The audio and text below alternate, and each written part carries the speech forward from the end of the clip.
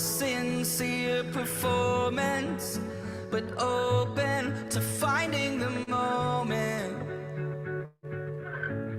to finding out where I'm headed now.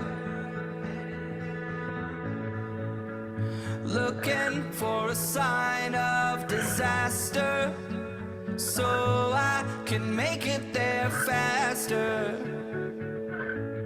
I'm weighing the consequences out. I can see in all directions. It's all open to interpretation, but I see colors that are breaking from the other side, the other side. When I make mountains out of summer trails, when I buckle under all the details, I'll keep going till I make it to the other side, the other side.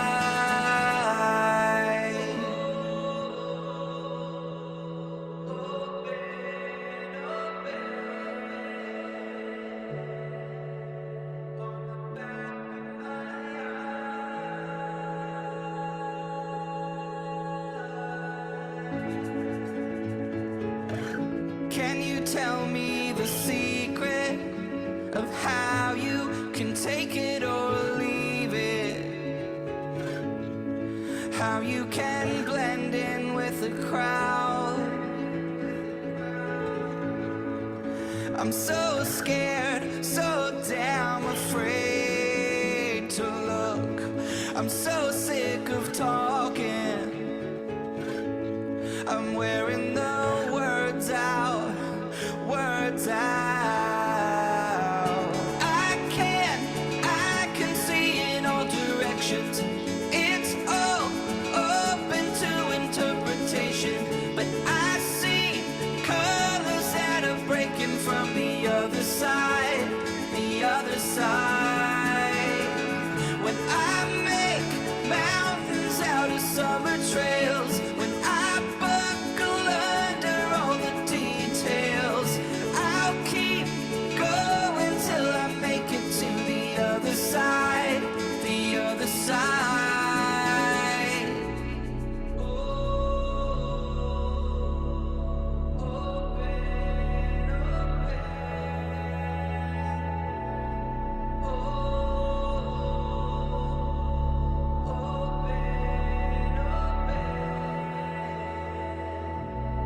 When it feels like everyone's out to get me,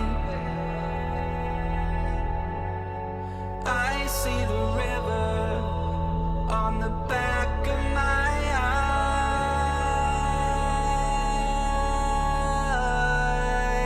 eyes.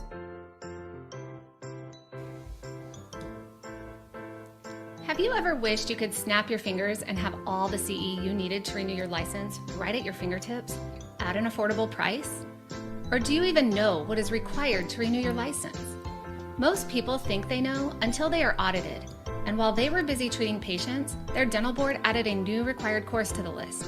They didn't hear about it, and now they're stuck frantically searching for a course to meet those last-minute requirements. Well, snap your fingers because it's here, and it's affordable. We've done the research and built a system that tracks your CE in accordance with your license type and the state you live in. We offer weekly courses on topics that are required and courses that are highly sought after. We notify you on your CE progress and remind you to accomplish tasks by certain deadlines. And you just get to log in from wherever you enjoy spending your time and fill your head with knowledge. I know this sounds too good to be true, and if you don't believe me, check it out for yourself. We don't make you agree to a contract, and it's easy to cancel, so there isn't any risk in joining. Simply sign up, or if you're already a member, log in and upgrade and start adding courses to your dashboard. Let CE Zoom do the heavy lifting for you. We do the research, we provide the courses, we track your CE, you just show up. Hello and welcome everyone to tonight's webinar. Thank you all so much for being here. I'm Tori, the Senior Client Support Specialist with CE Zoom, and we have a wonderful webinar for you tonight. Before we begin, I do just have a few housekeeping items to quickly run through. First and foremost, just a reminder, this is a webinar, so it will require a good internet connection. If you're having any technical issues, our best recommendation is going to be to try re-entering using a different web browser. If you haven't noticed already, we do have a chat box to the right of your screen. Feel free to use that to talk among your fellow attendees, make any comments about the presentation. We'll also utilize that box to share any important information. We will have a Q&A session with the speakers at the end of the course. So if you have any questions for them, that's a great time to ask. And you can use that Q&A feature at the bottom of your screen to do so. At the conclusion of the course, a verification code will be given. So in order to get your CE, you will need that code. Return to cezoom.com, log into your account, and scroll down until you see tonight's course. Once you find it, you'll see a green verify button. Click that button, enter the code, and take any mandatory course evaluations. Once all of those steps are taken, your CE certificate will be right in your account, both under right on your dashboard and under Records Managed CE. We just ask that you allow us at CEzoom about 72 hours to check analytics and confirm your attendance. And of course, if you have any issues with that verification process, you can always reach out to us for assistance. And we'll repeat those instructions at the end for you as well. But for now, I would like to turn the time over to Ted. Hi, Ted. Hi, Tori. Thanks for having me. Hello, everyone on CEzoom. Thank you for spending the beginning of a holiday weekend for many of you. And of course, greetings to our guests in Canada as well. My name is Ted Osterer. I am Vice President of Sales for Synergy Dental Partners. Our presentation tonight features Teresa, Duncan, and Amanda Demoura.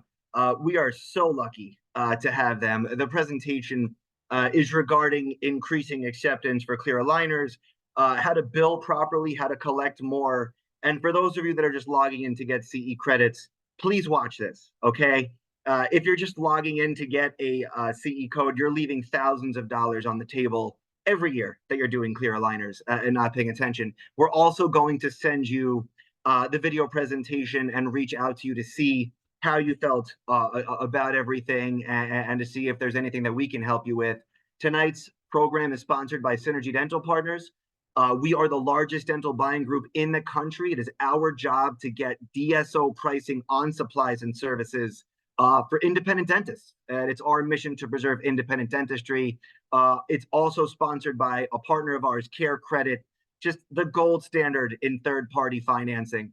You know, they've been with you for the last 35 plus years. And I have a feeling they're going to be with you in the future and just help you increase collections. But guys, we are so lucky to have Teresa and Amanda tonight. I mean, they tour the country and we're so lucky we have them now. So please, please pay attention and a warm welcome to Teresa and Amanda. Ladies, please take it away.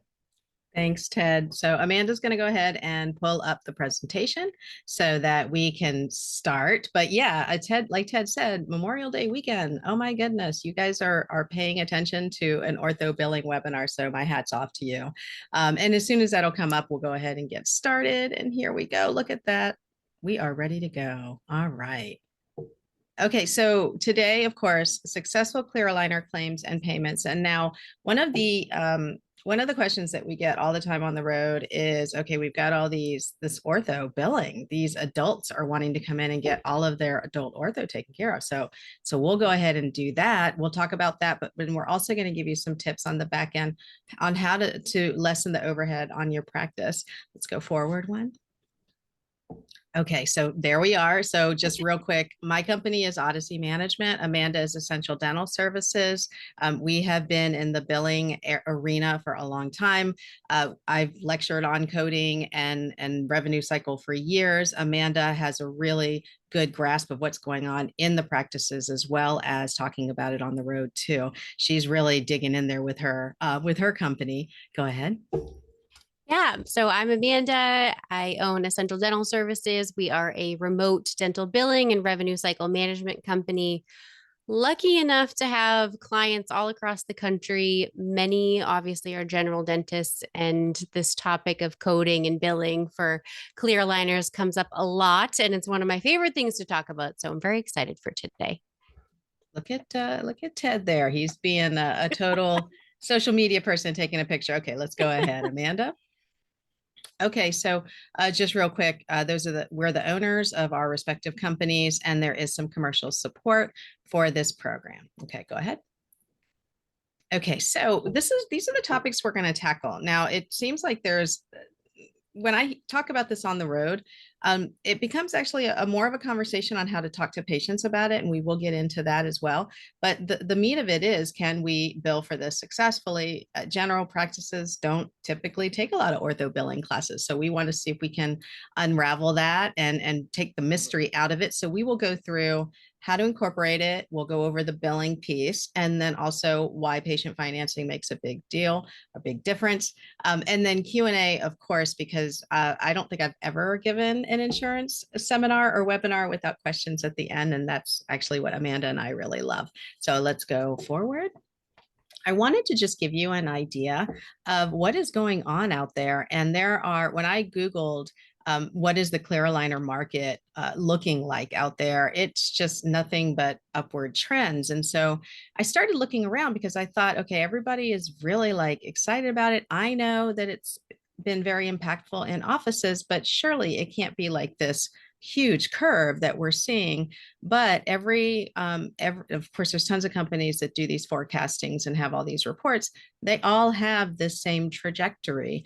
And there's a couple different reasons for that. Of course, the education piece on aligners, more and more people know about it, and they're now asking about it. A lot of patients come into offices now asking for the bleaching, asking for the clear aligners.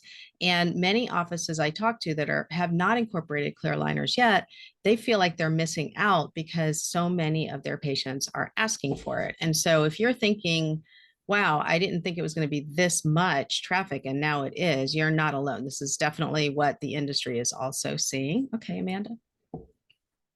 So how do we incorporate it in? Well, it's going to start with conversations. It's going to start with planning ahead. Next slide. And what that means really is making sure that you are talking to your patients. And now I know that sounds simple, talking to your patients. Of course, you're talking to your patients, but it goes even a little bit deeper than that. And so one of the homework pieces that I'm going to give to you is to see if you can work this into the huddle. If you guys are huddling on a regular basis in the morning or in the afternoon, however you're doing it, let's identify patients who you think would be good candidates, whether or not they have actively asked for it. And these are the people that it's a good idea to have that kind of the collateral in the room. Maybe you're running a video on it. There's even I know this is bold, but even saying to them, have you considered clear aligners? They may not think that case that they have in particular, like if it's just a small alignment, they may not think that they qualify for that sort of thing. They might be thinking longer term ortho, whereas you can do this for even minor adjustments. And in fact, some of the reports that I was reading, these trajectories, what they were saying is more and more people are asking for shorter terms and almost like touch-ups. And I think, let me just share something personal here. I am now getting ready to start a set of clear aligners. I just went to go see my old boss, my dentist, on yesterday actually. And so we talked about it. And now this is my fourth go round with ortho since I've been alive. And so, one traditional and then 3 aligners. And you know why? 4? Because I am completely non-compliant. And so of course he gives me a hard time. Everybody in the office gives me a hard time. But the reality is I'm non-compliant. How many of your patients are non-compliant and need to come back? And so the reason I think why we see so many repeat cases is not necessarily because you weren't good at it. I think non-compliance is where you're going to see a lot of people coming in and just wanting to do a small tweak. And so that makes sense if you're looking at what it's going to look like in the future and how much this is going to be in demand. So creating awareness around it, just talking about it, having the collateral in your office, identifying candidates for treatment during the huddle, making sure that you are really zoning in on could they be a candidate, and if they're not, making sure that there's conversations that your team knows about where you would say, yes, but we need to do this, this, and this. And then the communicating benefits piece is what we're going to focus on. Next one, Amanda. And so one of the other stats that I saw is adults. So you would think, clear aligners. Maybe the teenagers aren't able to get the work done, and so that they would get older and they would have clear aligners when they get older. But my gosh, what you should know is that traditional ortho benefits for children is pretty strong. Most carriers offer this. They've learned that this is something that almost is a deal breaker if they don't offer it to employees. So children getting ortho is pretty expected. And so when you have the teens that are getting the aligners, that probably is some non-compliance, but also just small corrections, right? But the vast majority of clear aligners right now are going to be adults. And when we talk about the financing piece and how to talk about payment, I want you to remember two different acronyms, which are HSA and FSA. Those are health savings accounts and flex spending accounts. We will talk about that because that together with your patient financing could really make the difference between somebody accepting treatment and not. Next one, Amanda. So when you have, I talked about the huddle, maybe in the huddle, maybe you don't huddle actually. I know some offices don't huddle. Maybe you have a weekly meeting or a monthly meeting, but really whomever is going through the schedule and taking a look at the patients coming in, this is who should be doing this. Now, hygienists are really better poised to do this. They will hopefully see that there's been notes left by them or by the doctor. Now, my assistants who are attending here and doctors, when you're doing the comprehensive evaluation, it's really a good idea to mark on there, have somewhere on the form where it stands out that this could be somebody who would be interested in it, or if they actually expressed an interest, there's got to be something that stands out in your notes to identify them. Because as you know, when we present treatment, whether it's for something optional or whether it's for something they absolutely need, like scaling and root planing, some patients need to hear this 1, 2, 3, 4 different times for them to realize that now something is going on. So in my case, again, getting personal here, I noticed that my teeth are starting to get that little black space, and somebody said, "Hey, is there something in your teeth there?" And I said, "Oh no." And now I know it's time, but my dentist has been telling me for a year now that not wearing my retainer was going to result in something like this. And so I had to hear it probably 2 or 3 times. So that is why we do talk about this with our patients. And it does take you actually targeting that patient, because what I have learned when I was full service consulting is when you plan on having a conversation, you think, okay, yeah, I know they've asked about it before, so I'll bring it up. That's not enough. You need to make sure that there's something in your notes, something in your chart notes reminding you this person has been interested in it. So let's talk about it. The whole thing is, it's not just about aesthetics anymore. Correcting malocclusion is a great way to open that up, especially if you've been recommending that. And they actually, what I noticed too, is when I was in office, anybody who we did a lot of work on, and they really were invested in their smile, and we were making sure that everything was going to stay there, right? When they did see a little bit of shifting, we called back to that you know, you've had so much work done, we've seen you in here before, it would be a shame to see things shifting. I mean, look how much you've seen the shift happens. And so we would bring that up, and it was also just adding in there occlusal guards. This was another good way for us to talk about occlusal guards. Say, my goodness, you spent so much money on your work. We want to make sure that you've gone through so much. We want to make sure that we protect that.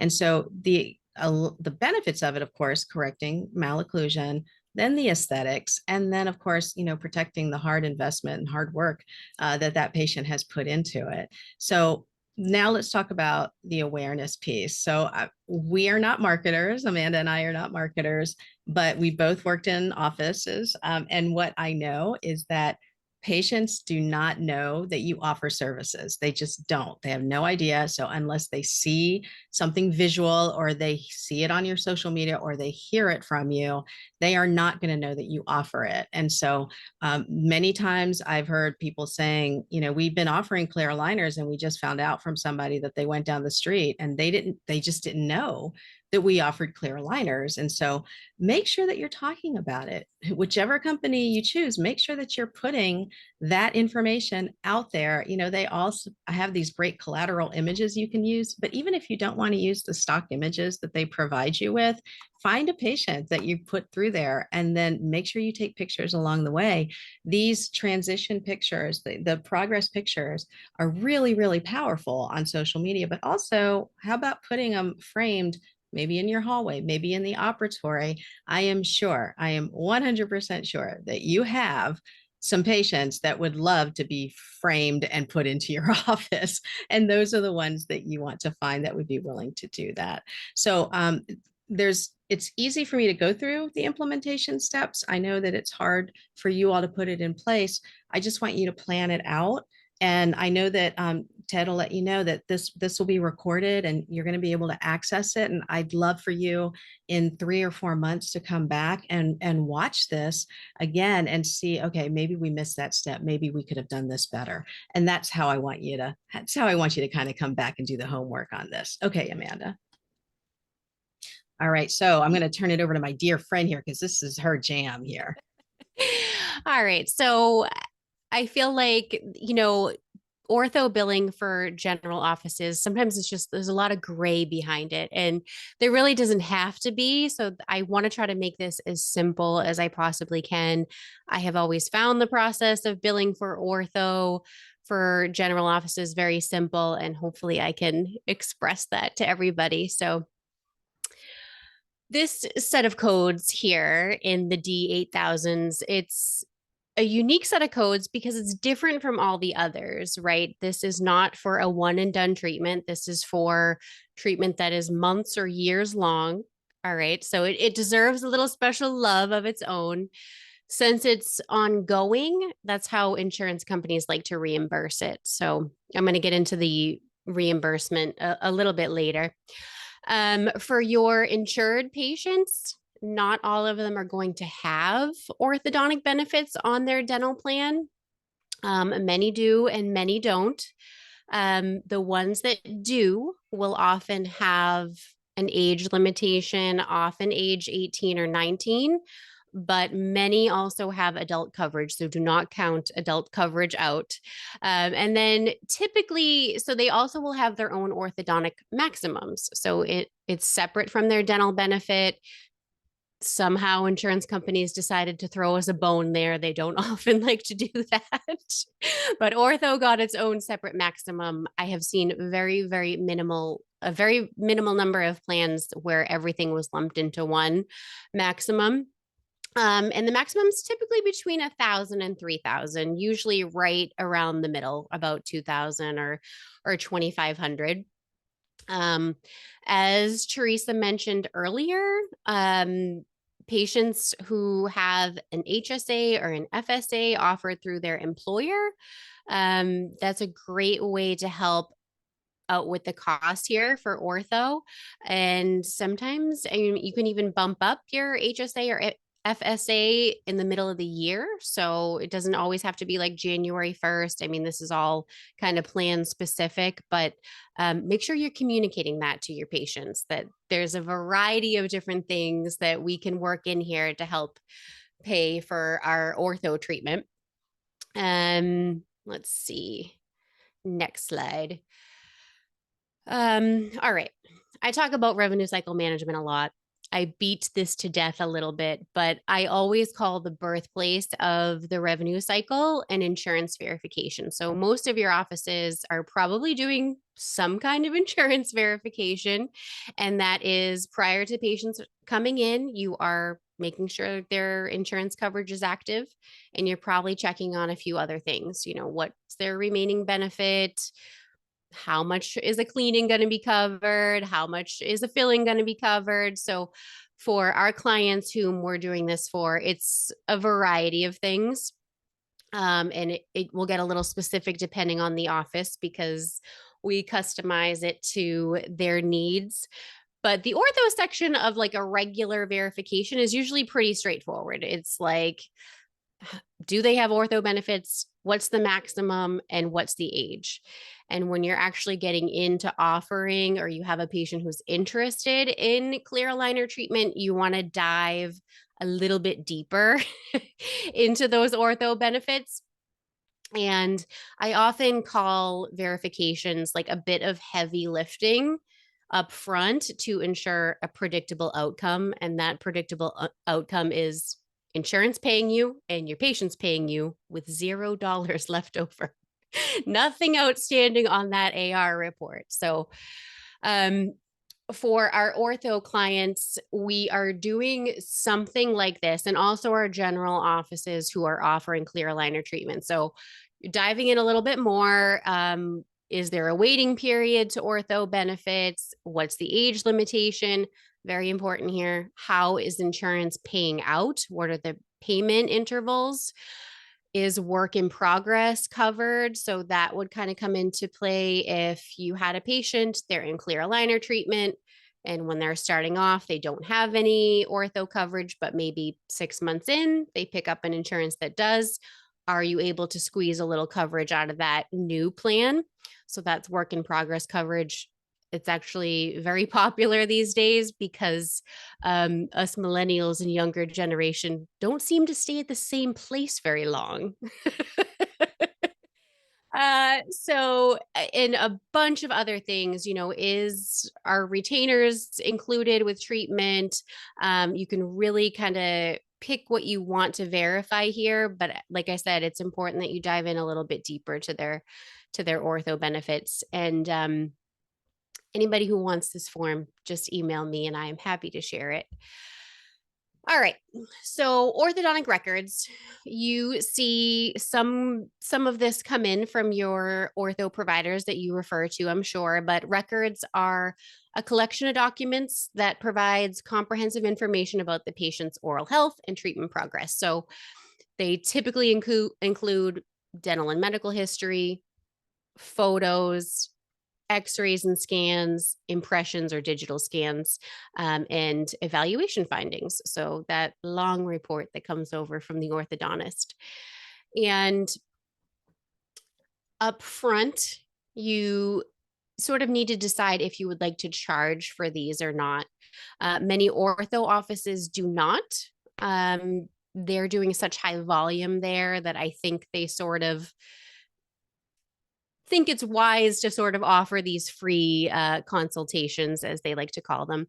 But a lot of general offices don't. So that's totally up to you. It just sort of needs to be communicated to the patients, whether you're charging or not, for sure. When it comes to coding these and sending it off to insurance, there is no bundled code, okay? There's no just one code for orthodontic records. So everything that you do, whether that's a pano, digital scan, not many general offices have a Ceph machine, but things like that, all individually billed, so individual line items. And if you are deciding to charge, let your patients know the total fee associated with all of these things, because they're usually not covered services, or they're going to be subject to some kind of frequency limitation. So for example, if you're taking a pan, well, your patient most likely has had a pan or an FMX within the last few years, and they probably won't cover this new one. So things like that, just be mindful of. But also, this is something you can do on your insurance verification. You can check for these and get a better idea of the patient's out-of-pocket payment for these. Very rarely, I'm trying to speak in like the majority rules here and not exceptions, but I have seen insurance carriers kind of come back and they themselves will bundle these codes together and count them as orthodontic records. But like I said, that's sort of the exception and not the rule. These are some common codes for records. So PAN, Ceph, oral images, diagnostic casts, digital scans, things like that. Many offices have a scanner, so you're going to be doing digital scans now. And then moving on to treatment, right? This is kind of what we're all here for, is how do I code this clear aligner treatment? So A few considerations to start off. One, dentition. Where are they? Are they, adolescent, transitional, adult dentition? What is their age? And then what is the scope and objective of the treatment? So, is this upper and lower arch? You're essentially moving all the teeth. Are they just maybe wanting to move number 8 a little bit back? Not that I'm speaking from personal experience there. But again, speaking to the majority, most general offices, and this is strictly just for demographics, you're going to be using this D8090 comprehensive orthodontic treatment for when you're treating both arches. And that's generally what you're doing. But I do sort of want to mention here that if your office does not have a current CDT code book, please get one. I think it's really, really helpful for every office to have one every single year. Codes change, they're added, they're deleted, they're revised, nomenclature changes. Recently, I released a orthodontic billing training guide. And when I was doing my months and months of research for that, I was coming across a lot of crazy things on Google. Okay. Current blog articles that had ortho codes on there that were deleted 5 years ago. So Google is not always your friend when it comes to how do I code this treatment I just did? You really want to go to the source. That's the CDT code book. They have digital versions, they have paper versions. I do love my paper version very much. And they're very, very helpful for your staff too. When your staff's trying to read your clinical notes and saying, I have no idea what this is. They can bring you that book and you can say, this is what I did right here. So let's see. Couple little tips or like FAQs, sort of the questions that I get a lot when it comes to ortho is how are they paid by insurance companies? So the majority of carriers are going to do automatic periodic payments. So usually starting off with one lump sum. And then usually quarterly payments after that. I see most of them cap out like after a year. So you'll likely get your full payment after a year. Second is, do you need to kind of write on the claim form that this is for clear aligners? No, you don't. I've seen very few plans. Back in the day, yes, you did, but not anymore. Teresa and I were talking about this, and she's like, they've just accepted it. The carriers have accepted it. Everyone's doing clear aligner treatment now. So you don't need to indicate that on the form. Ortho codes are meant to document the treatment, not necessarily the method used. Let's see. Oh, okay. My next point is like, if I want anyone to take anything away from this is it.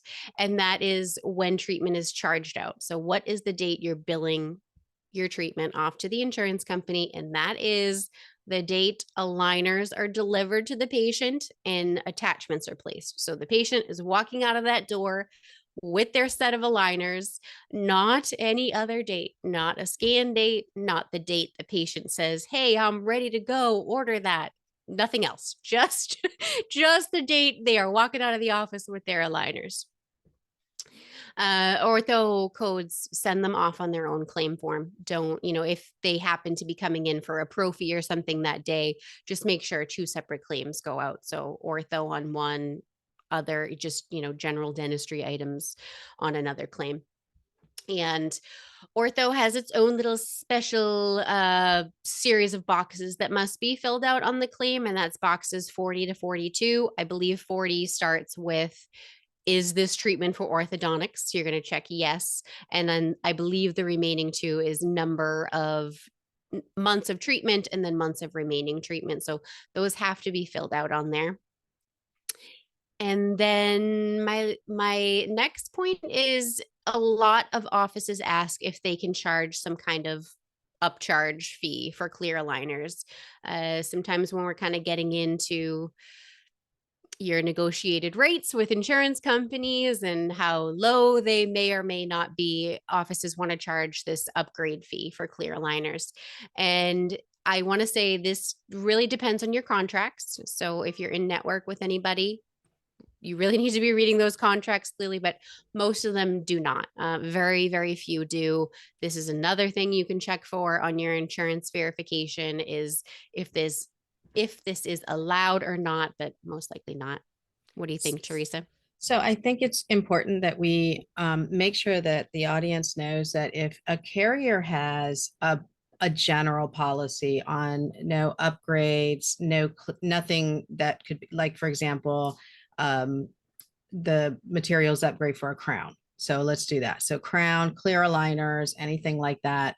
Often a carrier will have a national policy on that, but when you actually look at the patient's benefits, they may allow it. And so I've seen this very often. It's gotten to the point now where I think when somebody says out there, Delta never allows you to do that, well, that's just not accurate. And I would really want you, it's plan by plan. And what I mean is employer plan by employer plan. So most of the larger carriers that are, I'm sorry, larger employers that are out there, you think about somebody who's been in business for a long time, like your Walmarts, your Boeings, your state employees, that type of thing.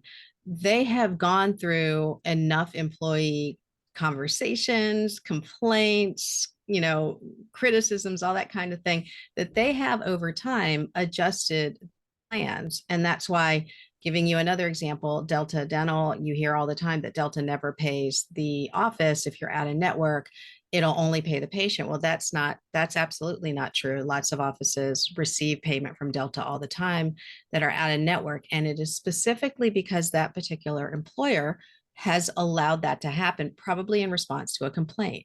And so the big overarching conversation here is that just because Cigna doesn't allow that, that doesn't necessarily mean that the plan itself for your patient doesn't allow it.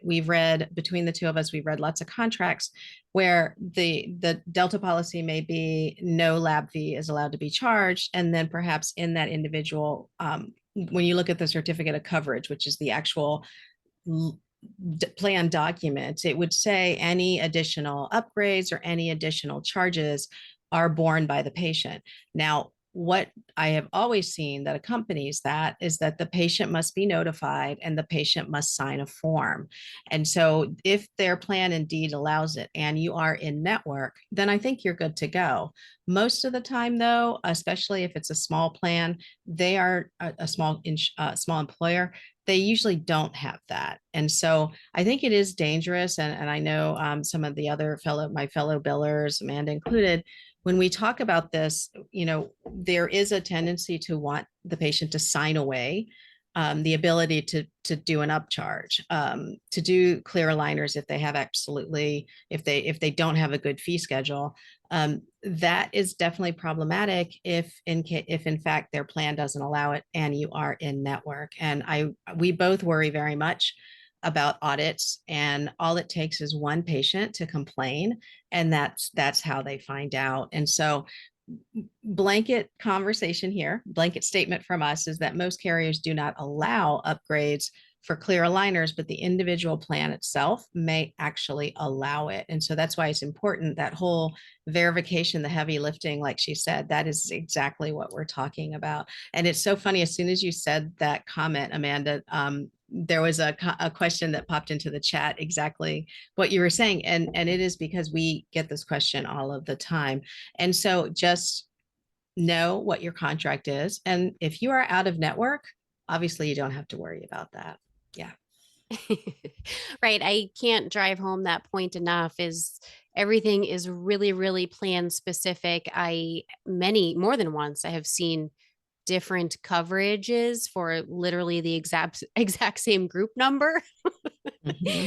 So it gets crazy out there, and you need to take your time and comb through these things. So heavy lifting up front. Absolutely. Absolutely. And it's funny because I just did a course for another group, and it was all about contracts, and reading the latest United Concordia contract they actually allow materials upgrades, like it's their national policy. They allow materials upgrades. They allow this kind of thing, not necessarily the lab fee. Usually lab fee is going to be included, but they allow these materials upgrades.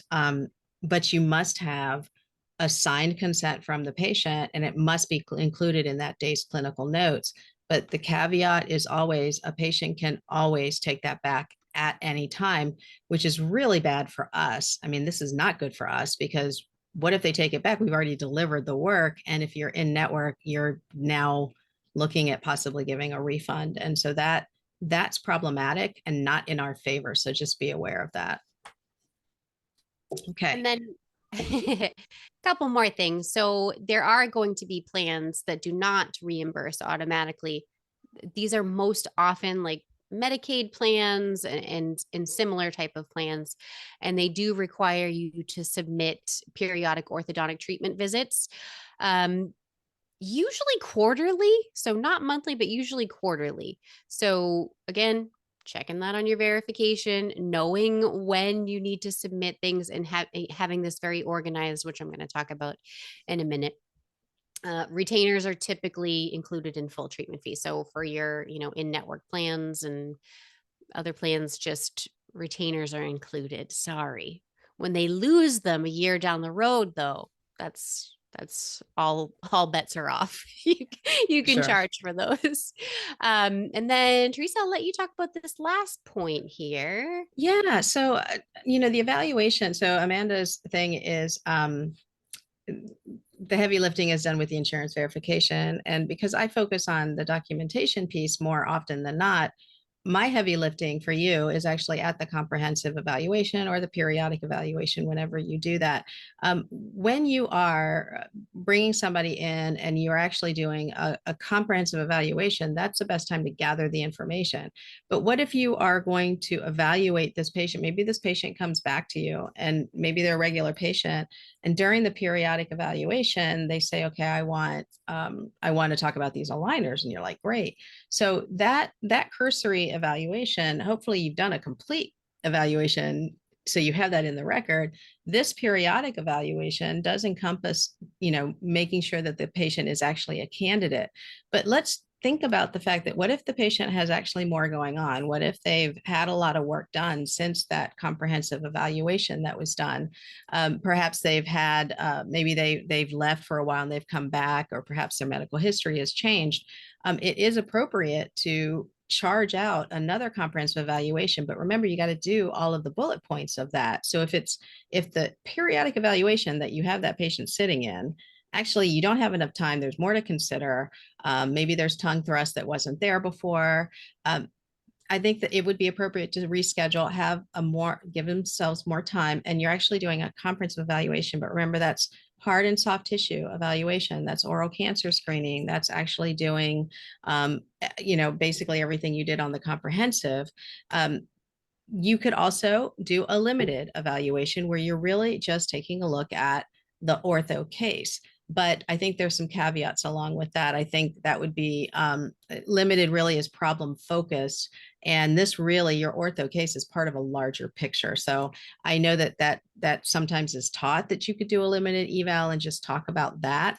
I'm generally uncomfortable with that, but I know that I don't see anything that basically says, no, you can't do it. But I don't think that's how I would advise if my doctor said this to me, which one. But I also know my doctor would probably do a much more comprehensive evaluation. So I wanted to also, when we have this, don't forget your evaluation codes, I wanted to just take a second and talk about how powerful the comprehensive evaluation could be. So even if the patient, again, does not ask for clear aligners, but you see that there is the possibility of it, I think it's really important for you, doctor, to call that out. Make that part of the conversation that the patient hears and says, I know that Mrs. Jones hasn't asked for it, and you're talking to the assistant behind you who's documenting. I know Mrs. Jones hasn't asked for it, but part of what I do is I got to make sure that I do an evaluation on the bite. And I think if she does decide to go forward with it, this is what it would be, whatever. And it's not that you are talking them into it. You're already evaluating for that anyway. So why aren't we documenting it? But really, why aren't we verbally saying it. So that's really what I'm trying to get to. When you do all of the gathering of the documentation, my tip for you with documentation is the assistant has a really nice write up in there. Everything is in there that you need. You've got the bite, you've got classifications, maybe there's staging and grading if they're recovering and all that, or staging if they're recovering from SRP at another office or whatever. I mean, you can see there's tons of things that you can write in your comprehensive evaluation. When we submit claims for any treatment, but let's talk about ortho, what a really good assistant does, and I love this when they do it, is they will copy the notes, that those particular relevant notes, put them into days documentation with a note that says copied from comprehensive evaluation date, and have that there. So that's part of that day's appointment. That's very helpful, not just for the doctor coming back in, they're having to click back and forth, but it's also helpful if it ever needs to get sent to insurance, which is where we live. So we are taking screenshots of your clinical notes. And so what I would love to do is, yes, I'm going to take a screenshot of your comprehensive if you don't have it, but if you carry over those notes to today's appointment, then things are a lot easier.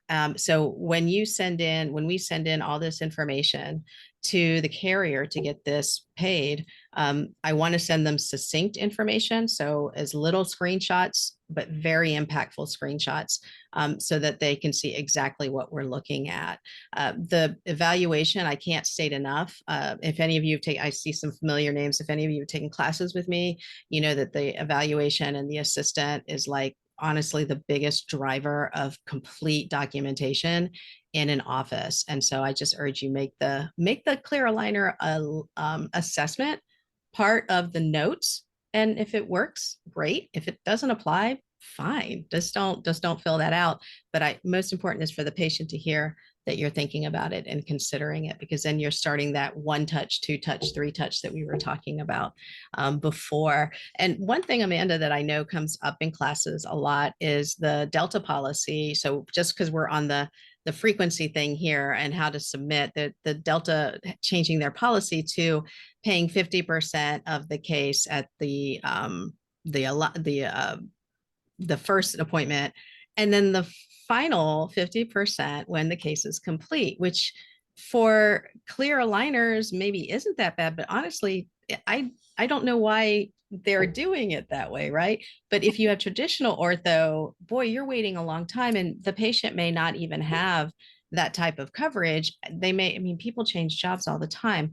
So this is something that you have to be aware of. And I know your team checks on that, but please be aware of that when you are checking your benefits, because that took almost all of us billers by surprise when they changed that. Another little tip when you're sending out that claim for treatment, a lot of times I think you kind of know in your head, okay, this might range from 6 months to 8 months. Put that lowest number of treatment months on there on the claim form. I'm glad you just mentioned, Teresa. So ortho benefits are just like, major coverage. They typically are paying it out at 50%. So, I'm going to give one scenario, but they can get a little more complex than this. Let's say you're out of network, your full case fee is $6,000. Their ortho maximum is $3,000. They pay it out at 50%. Hypothetically, you're getting $3,000 from the insurance company. The patient is going to owe $3,000, and then you're sort of dealing with that $3,000, and you can present some lovely financing options, which Teresa is going to take away in a minute. So yeah, I had forgotten to mention that a little earlier, but all right. A couple additional related codes here. So virtual simulation using 3D image volume or surface scan, case presentation. A lot of times these clear aligner companies are going to send you back this case presentation. So these are typically not covered, but but they exist. Some teledentistry, things like that. So the teledentistry, if we could go back one, the teledentistry is something that I wish that I saw more providers taking advantage of that. And I know with some of the systems that are out there, they have the apps on the phone where you don't even need to see the patient because the app is tracking it. Like you don't have to see them as often is what I should say, not that you don't have to see the patient. You don't have to see them as often. The app is tracking, like one of them actually tells you whether or not there's getting some buildup. They analyze the picture that the patient takes with the app, which is kind of crazy, but this is the world we're in. And so the teledentistry though, if you are submitting, if the patient is submitting radiographs to, not radiographs, images to you for evaluation, you do have teledentistry codes there. What you typically are doing is the asynchronous. So if you are actually on a video call with a patient, and there's apps that are HIPAA compliant that can do that. If you were actually on a video call and the patient was showing the smile and you were doing an evaluation, then that's fine. But if they're actually sending you the information and then you're evaluating it, you're still performing dentistry. It's just teledentistry. And the laws have changed. This is most states, you are, I think all states are able to do this, and there are codes for that. Are they reimbursable? Well, it depends on the plan. We don't see a lot of reimbursement for this, but for those of you who are slammed, maybe you don't have enough time and you just know that these check-in times are not going to be productive. You're just going to do a quick look and you're like, oh, as expected, everything is fine. You give them the next set. Maybe this is something that you would consider. I saw this take off big time when we were shut down for COVID. Lots of offices were putting people, they were doing the Zoom calls or they were doing whatever app they were using and talking to the patient. And then they would leave the aligners outside of the office door in a marked bag for the patient to come and pick up the next set of aligners, if they weren't mailing it. And so we as an industry got pretty creative with that. And so it really did become more common. From the carrier point of view, they're totally aware that this is happening. And if you're out of network, a lot of times this might be something that you can do a little extra for if it's not part of your charge. But again, we want to make sure that the patient is aware of that. I honestly think this is a big bonus for you because chair time overhead is super expensive. And why not? Right. Amanda and I were talking, we have somebody who's considering an oral surgeon's office that is thinking about doing teledentistry for new patients because if it's, basically for referrals, because they know what, wisdom teeth removal looks like. That's the majority of it. And their look-see is quite literally a look-see. So why not do a lot of these, virtually? And it's like, when you wrap your brain around it, it's totally different. So I'm not saying go crazy, but this might be something this might be something that actually is going to come up and you see it as a solution. So just put it in your back pocket, right? Definitely becoming more popular with ortho offices for sure. And some of your patient communication platforms offer this kind of video chat or video teledentistry platform, so you can do these with your patients that way. So you might already have the capability. I would certainly check. Mm-hmm. All right, wrapping all this insurance piece up. So again, insurance verifications being the biggest piece of the puzzle in my book. Make sure you are doing these. A patient expresses interest in clear aligners, go ahead and do an insurance verification, or definitely, certainly if they're coming in for a records appointment, you want to do this ahead of time. Having a strong financial policy. Hopefully everybody has one of these and I don't need to go over it too much. Submitting clean claims. So everything that is required to be on that claim form when you're submitting for treatment is on there. Again, I really dive a lot deeper into what goes on the claim form and all of that stuff with my ortho billing training guide, if anyone is interested. And I think Teresa and I are going to send off an email after this webinar, and we'll link a lot of the things that we're talking about. Including that form, because I know that that's going to be something people want. Including that ortho verification form. Yeah. And my biggest piece here is for general offices specifically is making sure you're following up on your clear aligner claims. So I would have your front office or, your insurance coordinator have a spreadsheet like at all times with everyone who is in clear aligner treatment. Now, some PMS, so some practice management softwares make this easier, where you might not need a spreadsheet, but like some old school ones, and I won't name names, make this a little bit a little bit harder. So I really like spreadsheets. Typically, general offices aren't doing thousands at a time, so these are pretty like straightforward to keep track of. And that way you're following up 2 weeks after the claim is submitted. You're checking on its status, make sure the insurance company got it, make sure the insurance company didn't reject it for missing information or something like that. And then I would also make some columns for, when payment is expected, making sure those periodic payments are coming in when they're supposed to be coming in. This is a really like hard piece for general offices. They just have a hard time following up on ortho payments. And then all of a sudden the patient's at the end of their treatment and you're looking back and you're like, wait, insurance hasn't paid me in however long. And they still have this huge balance, and it can get a little messy, but it doesn't have to if you're organized. So Yeah, one of the things about the practice management systems, and I think they know they need to catch up on this, but this is something that I joke in my classes, these are sticky note situations or spreadsheet situations. And like Amanda just said, but there are softwares that are able to account for this, the entry of ortho payments, because if you think about it, if you have a separate $3,000 max, for example, and a $1,500 yearly max for general services, when you start entering in those ortho payments, it's going to look like it's chipping away at the max, the yearly benefit, the regular yearly benefit. And so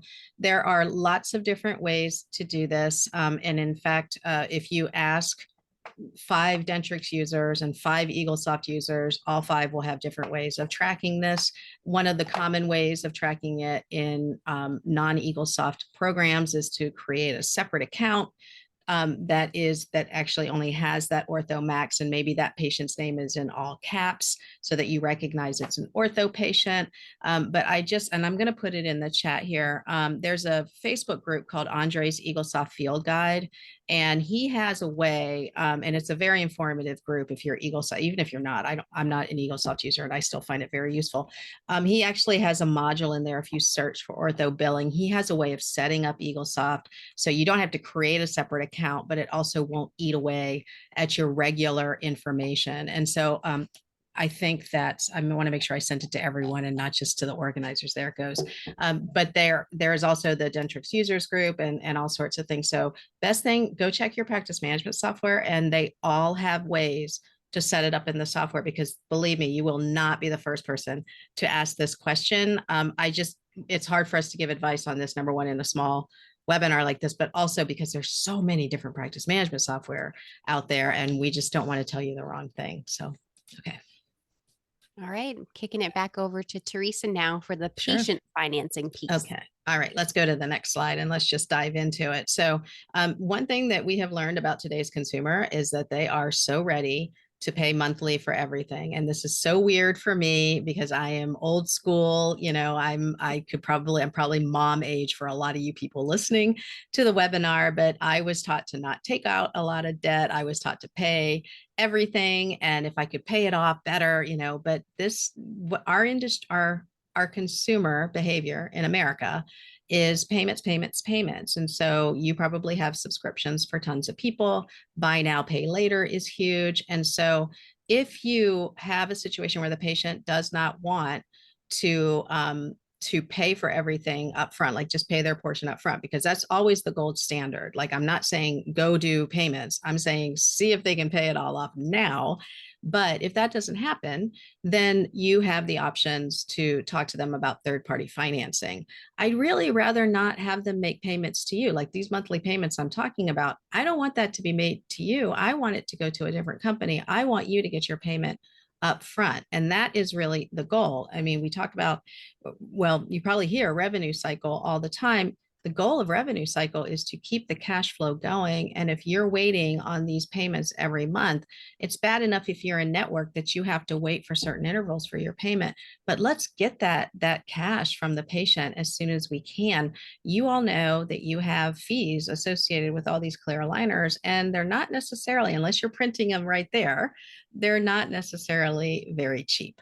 So FSAs and HSAs, as a treatment plan presenter for years, my ace in the hole was FSAs and HSAs, because it is really like having another set of yearly benefits. And most patients still, even today, don't think to apply it to dental benefits. They think that it's for their lab work or for the medical side.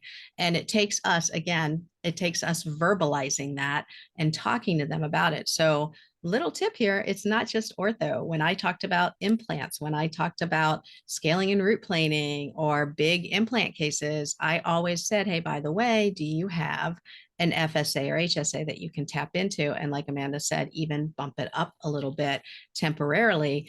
The beauty of these, if you don't know about them, one of them, I can't remember which one, actually, it's the employer. Both of them, I believe, are pre-tax, but one of them, the employer actually will match it. And so the patient puts aside, $1,000, the employer might match a certain portion of that. So it's great money there. So it is almost like finding another yearly benefit. So that was actually my favorite thing to talk to patients about. And they also really love that you have given them a way to save money. Patients, for some reason, really like that, right? If you cannot get them to pay everything, at least see if you can get this large down payment and then give them the third-party financing capabilities. Let's go to the next one. And so real quick, I know that we have some Q&A here. So I don't know, Amanda, if you had a chance to take a look at, but I'm going to go over here and pull these up and I'll ask here. And I suspect we will be able to answer these questions and then we'll get to the end. We are actually very close to time. So maybe we'll just take one or two. See, we just have so much fun here. Okay. So the question here is, can you refuse to take a patient who wants clear aligners with HMO or low contract fee and only offer metal traditional appliances? So I'll take this, Amanda. So the thing is, and certainly please pipe up because I know you and I feel very strongly about this.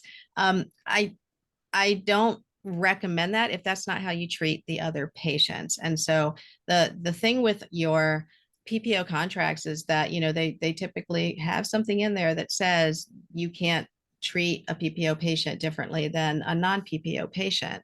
Now, if you are finding that your aligner fees in general are just too high for you to make it work, then I say you're okay, but it doesn't sound like that's the case. And so I think that you could offer options maybe, and you would recommend, but if you're recommending based on their PPO status, I think that's really a fine line there.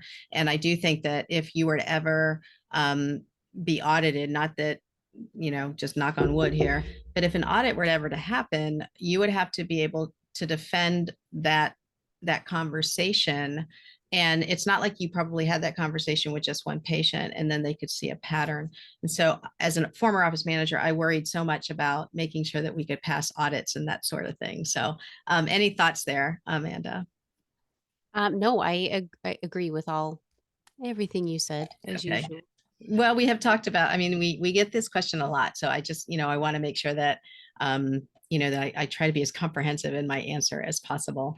Okay. So I wanted to answer that. It says answered, but can you charge a lab fee when you scan or order aligners? I would know, but I would say that's when the patient has to give their deposit for sure.